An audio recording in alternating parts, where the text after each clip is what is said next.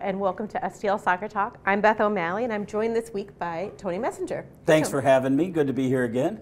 Is it good to be here? Well, it's good to be here, other than the fact that I would really like to be on this show sometime after St. Louis City wins a game. I wouldn't mind that either.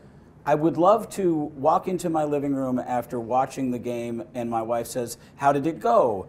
And me not say, "Oh, just another tie, just another tie." But at least it was a tie. It wasn't a loss. The team needed a lot more wins this June than they ended up coming out with. Well, I guess there's still one more game in June. I just don't understand why they can't put the ball in the net. They're creating opportunities. They're professional soccer players.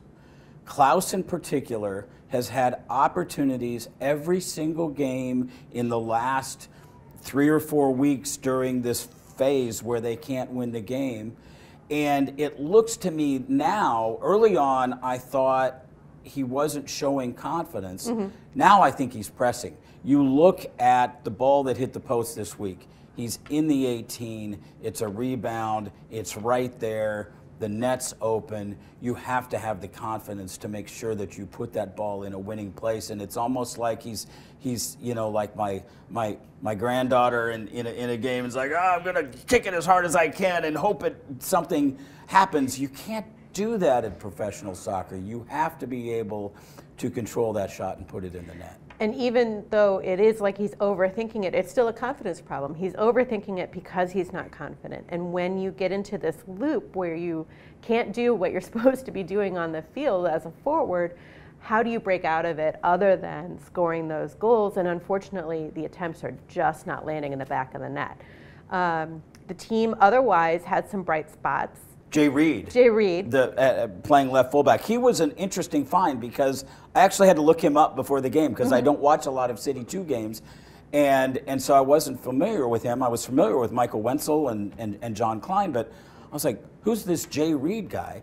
And I was actually impressed with him. He got the assist on the goal that we did score. Well, one of the 2 goals that we actually did score, that the other one didn't count because the referee is hopefully going to end up having a job in Siberia sometime in the next few years. But the Reed was fast on the left side. He was generally pretty consistent on the left side. We're clearly looking for something on the left side there. I mean, we've played Marcanic, Dewar, Watts over there.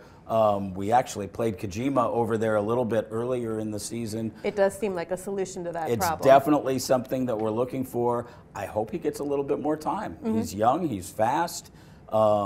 He looked solid back there. And you mentioned Kojima. He also had a really good game coming off of a string of good games. Again, he's a player that I would like to see get more time on the field, especially right now.